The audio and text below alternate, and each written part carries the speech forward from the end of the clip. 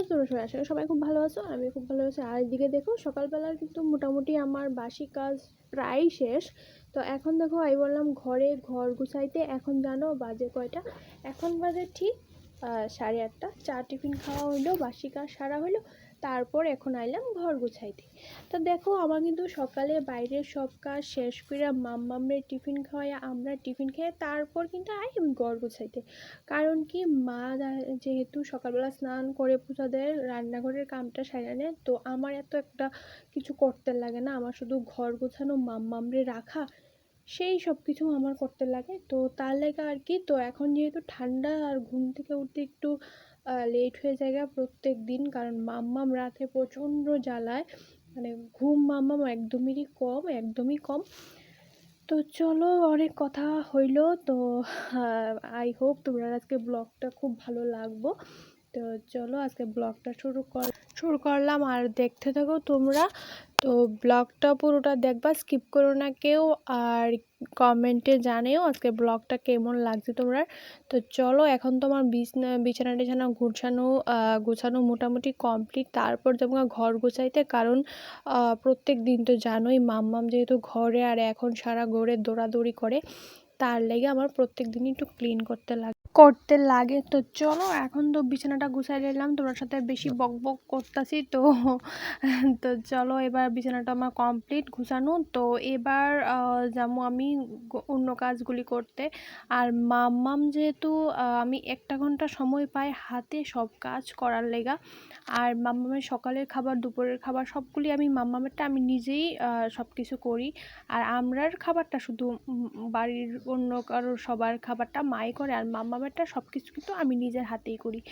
তো চলো, বিছানাও গুছানো হয়ে গেল। এইদিকে দেখো আমার সোফা টোফা, তারপর কালকের অনেকগুলি কাপড় চোপড় আসলো, এগুলি গুছাইলাম। তো এদিকে সবগুলি কাজ সাইরা তারপর যেমন আমি ঘর ঝাড় দেওয়া মুছা সবগুলি কইরা একদম, তারপর ঘর থেকে বাইরমো আর কি। তো সব মোটামুটি 1 ঘন্টার মধ্যে আমার সব কাজগুলি করা কমপ্লিট হয়ে যায়। তো চলো সব কাজগুলি করি, তারপর আবার তোমার সাথে পরে কথা হইতেছে।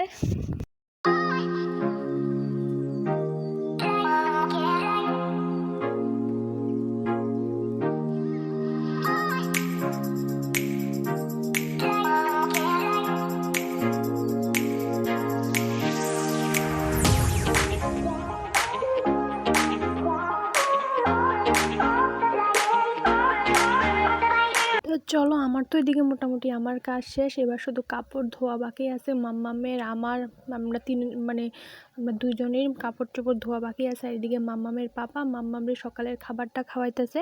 তো মাম্মামের পাপা বাড়িতে থাকলে কিন্তু আমার সত্যিই খুব হেল্প হয়, কারণ মাম্মামের পাপাই মাম্মামরে মোটামুটি সব কাজ করায়, খাওয়ানো, স্নান করানো, ঘুম পাড়ানো, সেই সব কিছুই কিন্তু মাম্মামের পাপার সাথেই করে। সেও কিন্তু খুব কমফোর্টেবল ফিল করে পাপার সাথে। তো এদিকে দেখো আমি খাওয়ানো তো কমপ্লিট, এদিকে এখানে পাপার সাথে বইও খেলা করতেছে। আর এদিকে একটা কুকুর আছে, ওইটাতে মাম্মাম টম করেই ডাকে, ওইটার সাথে দূর থেকে বইয়েই অনেক খেলা হইতেছে। আর আমি গেলাম স্নান করে আইলাম। এই দেখো আমার এই মাথাটা তো ধুইলাম আজকে একদম, স্নান টান করে আইলাম। তো দুপুরে একটা নিমন্ত্রণ আছে অন্নপ্রাশনের, সেই ঘরোয়াভাবেই সেই অনুষ্ঠানটা করবো আর কি। তো চলো একদম রেডি হইতেই তোমার সাথে আবার কথা হইতেছে। তো এদিকে দেখো আমি বললাম ঘরে, আর মাম্মামও স্নান করে নিয়ে এলো।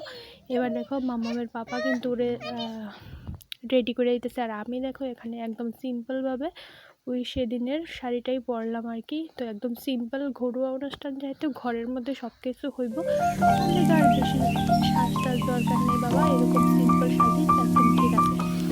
তো চলো একদম অনুষ্ঠান বাড়িতে যাই, সেই তোমার লগে আবার দেখা হইতেছে। আর এদিকে দেখো আই বললাম আমি অনুষ্ঠান বাড়িতে।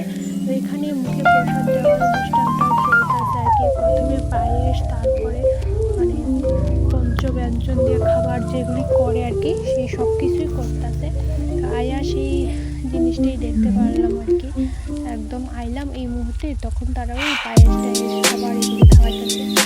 চলো এখানে খাওয়া